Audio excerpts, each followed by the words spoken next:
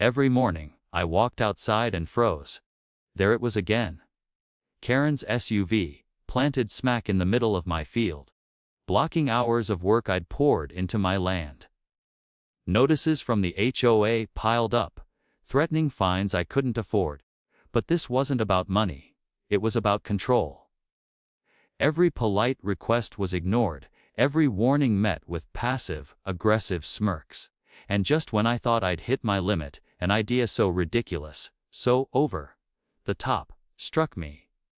One that would finally tip the scales. What happens when a quiet homeowner decides enough is enough, and fights back in the most explosive way possible? Before the chaos began, life in our little corner of Maplewood Lane felt almost perfect.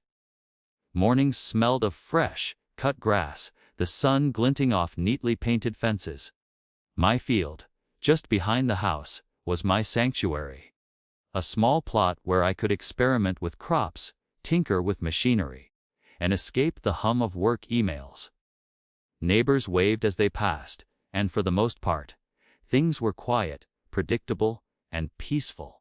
I wasn't seeking trouble, just a little piece of calm in an otherwise hectic world. I had my routines. Early walks to check on seedlings, afternoons spent plotting the next upgrade to my farm equipment, evenings watching the sun dip behind the horizon while my kids played near the fence. Life here was simple, satisfying, and mine. But in Maplewood, appearances can be deceiving. Beneath the tidy lawns and friendly nods, rules lurked. Some written, some whispered, and a particular neighbor, Karen, had a knack for enforcing them selectively. She prided herself on her sharp eyes and quick calls to the HOA, the self-appointed guardian of community standards. No one questioned her, but everyone noticed the tension when she appeared at the gate, clipboard in hand. It started small, a comment about my fence being slightly crooked, a note about the field needing approval. I brushed it off. After all, it was my property, my life. Yet those little nudges carried weight here. They were warnings, subtle but unmistakable, that what I considered harmless might not be safe from scrutiny. And I had no idea that these tiny sparks were about to ignite into a wildfire of absurdity, frustration, and revenge that would shake Maplewood Lane to its core. At first, the infractions were minor, almost laughable. A note slid under the gate one morning, complaining that my tractor tracks were unsightly, leaving a faint, accusatory ink imprint across my mailbox. I stared at it, blinking in disbelief. Tractor tracks. On my own property. I'd lived here for years without a single complaint, tending my field as carefully as any gardener tends roses. Still, Karen had decided that today was the day to act, and the HOA agreed, as if on cue. Then came the fines. A crisp letter, stamped and official, landed in my mailbox, Ford $50 for unauthorized property alteration. I called the HOA office, hoping for a rational discussion. The receptionist's voice, polite but clipped, read the rule verbatim and reminded me that ignoring the notices would escalate fees. Within days, the charges doubled, then tripled, accompanied by threats of legal action. My stomach sank. It was absurd, but it was also painfully real. Neighbors started to notice. Whispers trailed me in the street, and eyes lingered on my property, as if I were a criminal caught in the act. Karen's SUV appeared more frequently, strategically parked to block access to the field. She always seemed to know when I'd planned a day of work. I began adjusting schedules, hoping to outmaneuver her, but every plan collapsed under her relentless scrutiny. Every movement in my yard was documented, judged, and reported. It wasn't just harassment. It was micromanagement on steroids. The HOA began citing safety violations that didn't exist, a leaning trellis here, a slightly uneven row of crops there. Each notice was a trap, designed to provoke panic, uncertainty, and frustration. I tried compromise, sending emails and letters, attaching photos, explaining the harmless nature of my work.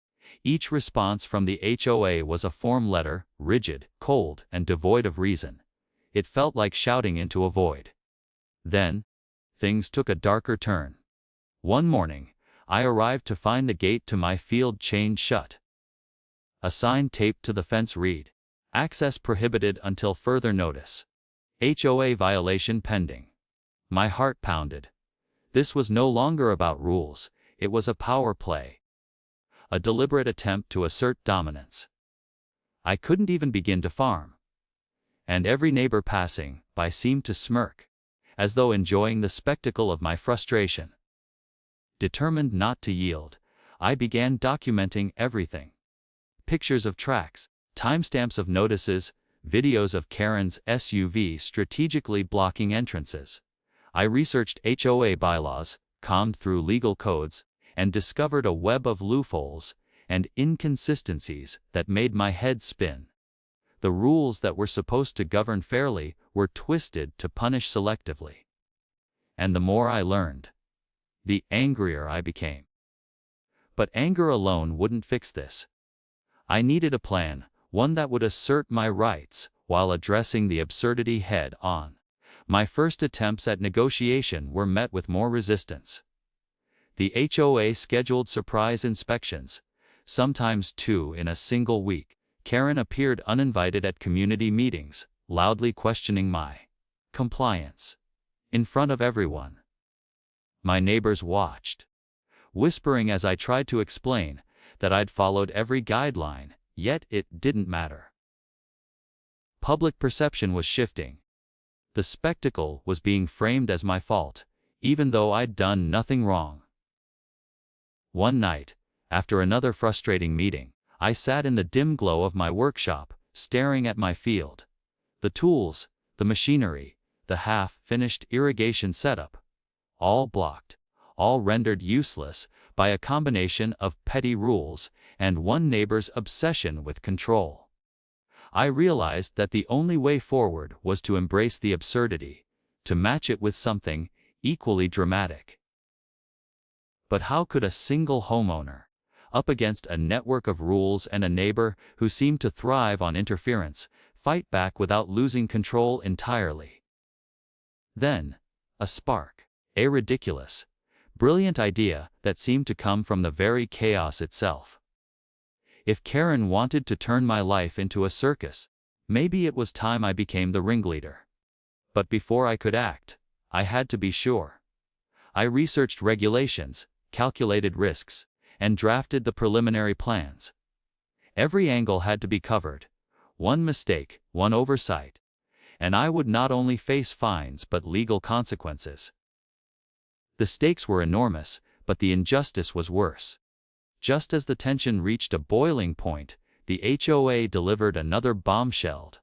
A formal complaint alleging that my field's current use violated community aesthetic standards and threatened a hearing with potential fines exceeding hundreds of dollars. I read the notice twice, my fingers trembling. This was no longer about small annoyances, it was about control, humiliation, and punishment. My quiet life, my peaceful sanctuary, was under siege. And yet, in the darkest moments, clarity emerged. The absurdity of the situation demanded an equally absurd response. It wasn't enough to comply, to explain, or to beg for fairness. If I wanted my field, my freedom, my sanity, I would have to escalate. The plan I began sketching in that dimly lit workshop was part retaliation, part spectacle, and entirely outside the bounds of what anyone could predict. Every day brought new challenges. Additional inspections, more letters, Karen's increasingly blatant interference. But I was ready. Each petty note, each fine, each parked SUV was a reminder of why I needed to act, and why the response had to be unforgettable. What started as frustration was now fuel, propelling me toward a confrontation that would change the neighborhood forever. And, just when I thought I had a handle on the situation, The HOA dropped the final straw, a deadline for compliance that would leave me with no access to the field for an entire month. 1 month of lost work, of frustration building to a fever pitch. That's when I realized the only way forward was to take matters into my own hands, and to do so in a way that no one, not even Karen, would see coming. The morning the plan went into motion, the air in Maplewood Lane felt electric. I could hear the distant hum of the neighborhood waking, the clatter of kids' bikes, the soft rattle of mailboxes, completely unaware of the spectacle about to unfold. My field, once a quiet sanctuary, was now a stage for something utterly ridiculous yet undeniably inevitable. Every piece of machinery, every ramp, every pulley had been double-checked. Weeks of frustration, fines, and absurd HOA rules had led to this singular moment. Karen's SUV appeared, as it always did, parked with smug precision at the edge of my field. I could feel her presence before I saw her, her aura of self-righteousness practically radiating from the driver's seat. She waved a clipboard at me, ready to catalog my every move, ready to file her next complaint. But today, she would be the one staring in disbelief. I pressed the activation switch. With a mechanical whir, the automated system rumbled to life, a symphony of gears and hydraulics building tension like a ticking clock. The car, once a mere vehicle, was transformed into a projectile of perfectly calculated chaos. Every moment of HOA harassment, every note about unaesthetic tracks, or unauthorized alterations, was distilled into this one absurdly spectacular act of reclamation. Neighbors began to gather, drawn by curiosity and the unmistakable sound of impending disaster. They whispered, pointing, some laughing, some wide-eyed in disbelief. Karen stepped out of her SUV, arms crossed, mouth forming the first words that would never leave her throat.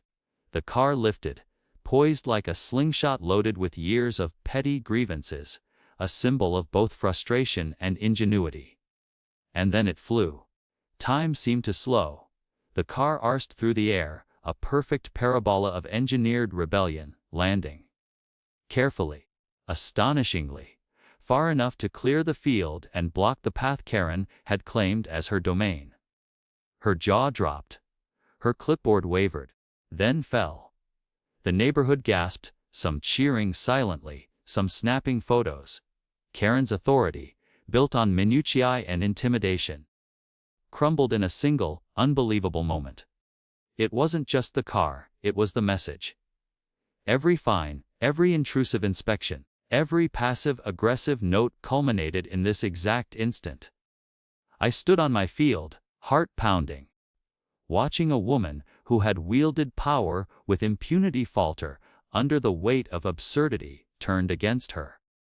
The air was thick with a mixture of triumph, disbelief, and vindication. As the dust settled, whispers filled the streets. She can't. Even the HOA, usually so rigid, scrambled to assess the situation. Legal threats might come. But the spectacle had already shifted perception.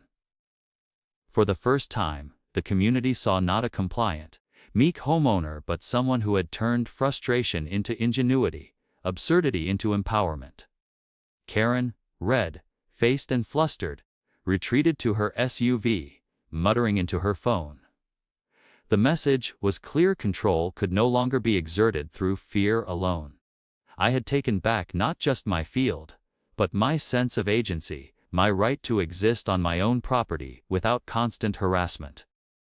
In that moment, I realized something profound: the rules, the fines, the endless scrutiny. They only had power because I let them. But now, with a single, audacious act, the balance had shifted. Maplewood Lane would never be the same. The air was still, charged, as neighbors absorbed the spectacle. Some smiled, some whispered, but all understood that something extraordinary had just happened. And as I stood there, the late afternoon sun casting long shadows over the field. I couldn't help but ask myself, and my viewers, the question that lingered in every mind watching this unfold. What happens when ordinary people decide that enough is enough? After the chaos of the car launch settled, the field felt different. It was still mine, but the air was charged. Not with fear or frustration, but with an almost tangible sense of relief. For the first time in months, I could walk freely among the rows of crops, inspect the irrigation, and work without constantly glancing over my shoulder. The absurdity of what had just occurred had somehow reset the rules, not legally, but socially. My neighbors now looked at me with a mixture of awe, curiosity, and newfound respect, and even Karen's presence seemed diminished, as if the air around her had lost its usual authority. In the days that followed, the HOA scrambled. Complaints were filed, letters were sent, but the dynamic had shifted. No longer could they simply enforce minor infractions to assert control. The spectacle of the car launch had changed perception in the community. Residents began questioning the consistency of the HOA's rules, murmuring about fairness and oversight.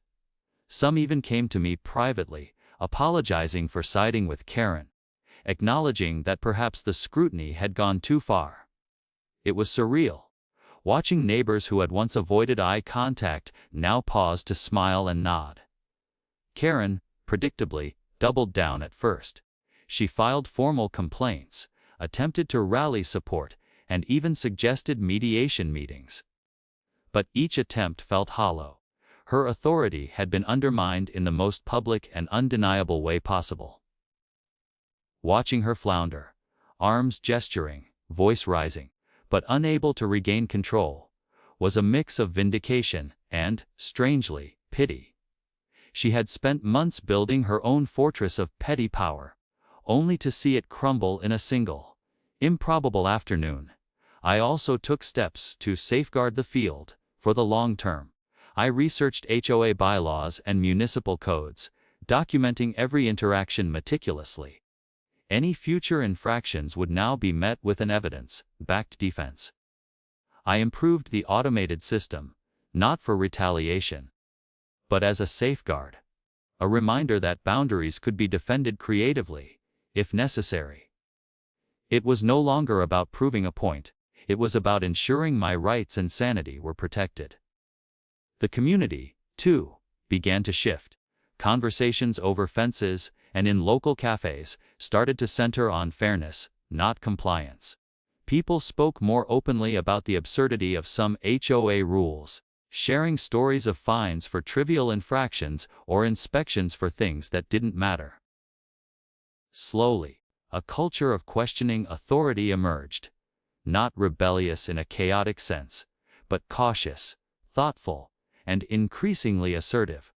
I realized that one dramatic act could ripple through a neighborhood, altering expectations and behaviors in ways that no single fine or rule ever could. In the weeks after the launch, I noticed subtle, meaningful changes. Karen's SUV no longer appeared at my field uninvited. Her clipboard stayed tucked away in meetings, her comments softened, almost apologetic, though never directly acknowledged. Other neighbors, previously hesitant, began experimenting with their own spaces, testing the limits of the HOA's interpretation of rules. The energy of compliance had shifted. A quiet rebellion of common sense was spreading. It wasn't just a personal victory. It became a community moment. Someone would mention the launch at gatherings, laughs would ripple through the group, and the absurdity of HOA minutiae became a shared joke. People who had once felt trapped in small grievances realized they could navigate them creatively, safely, and with a sense of empowerment. Maplewood Lane felt different. It felt human again. On a personal level, the victory was bittersweet. I had reclaimed my field and my sense of agency, but the months of tension left their mark. Sleepless nights, legal research, and constant stress had tested patience I didn't know I had. I realized that standing up to authority, even when justified, came with emotional and mental costs. Yet, in that struggle, I found clarity. Boundaries mattered, but courage mattered more. The absurdity of the situation forced creativity, turning frustration into ingenuity, and eventually into triumph. Karen eventually retreated into routine, a shadow of her former vigilance. Her obsession with enforcing rules had been tempered by the reality that control has limits. Even the HOA seemed to recognize the new balance. The fines became less frequent, inspections less intrusive, and a quieter, more respectful approach settled in. Authority was still present, but it was now tempered by accountability, both social and practical. The field itself became a symbol, both for me and for neighbors. It wasn't just land, it was the embodiment of persistence, resourcefulness, and the right to exist without constant interference. Each morning, as I walked the rows of crops, I felt a sense of quiet triumph. The space had survived harassment, scrutiny, and absurd bureaucracy. And so had I. Every gear, ramp, and pulley of the car launch system reminded me that challenges could be met with ingenuity, and that creativity often arises in the strangest circumstances. Looking back, it's clear that the story was never just about a field or a neighbor's petty power. It was about asserting rights, questioning authority, and the human capacity to turn frustration into constructive, even spectacular, action. The HOA's rules, while intended to maintain order, had become instruments of control. But in exposing their absurdity, the community learned something far more important. Balance comes from courage, clarity, and sometimes a touch of audacity. And yet, the greatest lesson wasn't just about winning or losing. It was about perspective. Every fine, every note, every interference had pushed me to think critically, act boldly, and innovate in ways I never would have imagined. The situation forced me to see the absurdity and the humanity in equal measure. To laugh, to plan, to endure, and ultimately, to reclaim what was mine. As the sun set over the field one evening, the light casting long shadows over the crops, I paused. The neighborhood had shifted, rules had been respected but no longer feared, and a subtle, lasting change had taken root. Maplewood Lane would continue its routines, children would still play along the sidewalks, and the HOA would continue its oversight, but now with a more grounded, reasonable presence. The field, once a battleground of petty disputes, was a quiet monument to resilience, ingenuity, and the human spirit. And so, I ask anyone watching, when faced with relentless interference, absurd rules, or seemingly insurmountable obstacles, how far would you go to reclaim your space, your rights, and your peace of mind? Sometimes, the solution is simple, sometimes, it requires boldness bordering on the ridiculous. But the lesson is universal. Standing up, creatively and decisively, can transform not just a property dispute, but an entire community. The field remains, still and thriving. Karen still lives down the street. The HOA still exists. But the balance of power has shifted forever. One act of audacious problem solving, born of frustration and necessity, demonstrated something that no fine, letter, or petty rule could ever erase: the quiet, unyielding power of a determined homeowner, and the ripple effect that courage can create.